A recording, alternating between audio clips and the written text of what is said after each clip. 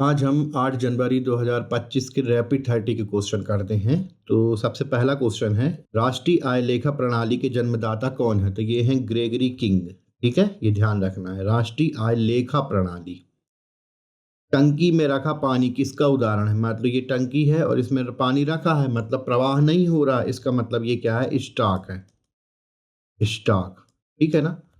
घिसावट व्यय का अन्य नाम क्या है? घिसावट, जो घिसावट होती है, जैसे मशीनों के कलपुर्जे घिस जाते हैं, तो उसको हम क्या बोलते हैं? मूल्यह्रास कहते हैं। ठीक है, ये मूल्यह्रास कहलाता है। भारत में राष्ट्रीय आय की गणना करता है टीएसओ, केंद्रीय सांख्यिकी संगठन, ये राष्ट्रीय आय की गणना करता है।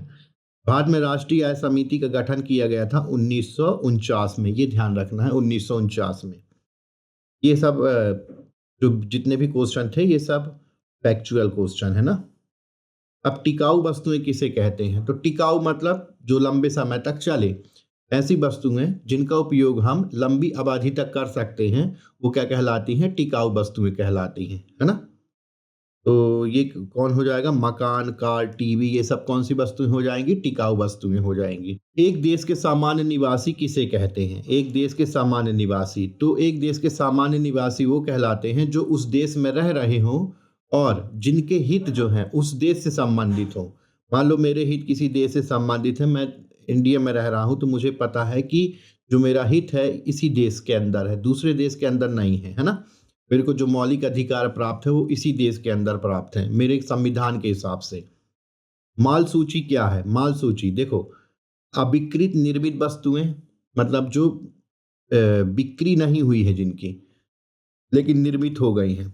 अर्ध निर्मित वस्तुएं, जो आधी बनी हुई हैं, अथवा कच्चा माल का जो स्टॉक होता है, जो उस साल नहीं बिका लेकिन अगले साल तक के लिए वो रखा जा रहा है, अगले वित्त वर्ष के लिए, तो हम उसे क्या बोलेंगे? माल सूची कहते हैं, है ना। सकल घरेलू उत्पाद किसे कहते हैं? मान लो ये एक देश है, घरेलू है, मतलब ये किसी देश की क्या है? घरेलू सीमा, डोमेस्टिक बाउंड्री है ये, है ना। इस घरेलू सीमा के अंदर जितनी भी वस्तुएं और सेवाओं का उत्पादन किसी निश्चित अवधि, प्रायः 1 वर्ष हम लेते हैं ना, का उत्पादन हुआ है, उन सब के मूल्य को हम क्या कहते हैं? यदि जोड़ दिया जाए उनका मूल्य निकाल के, तो वो कहलाएगा जीडीपी, ग्रॉस डोमेस्टिक प्रोडक्ट।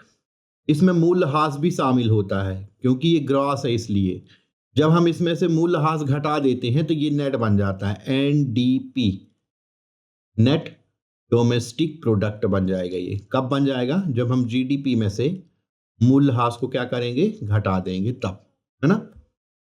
सकल घरेलू उत्पाद क्या है? किसी देश के घरेलू सीमा के अंदर प्रायः 1 वर्ष में उत्पादित समस्त वस्तुओं और सेवाओं के मूल्य को हम उस देश का सकल घरेलू उत्पाद कहते हैं।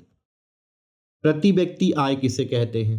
प्रति व्यक्ति आय, देखो राष्ट्रीय आय जितनी भी है किसी देश की, उसी देश की क्या है? राष्ट्रीय आय। राष्ट्रीय आय को यदि पूरे देश की जनसंख्या में बराबर तरीके से बांट दिया जाए तो वो क्या कहलाती है? प्रति व्यक्ति आय। प्रति व्यक्ति आय कहलाएगा।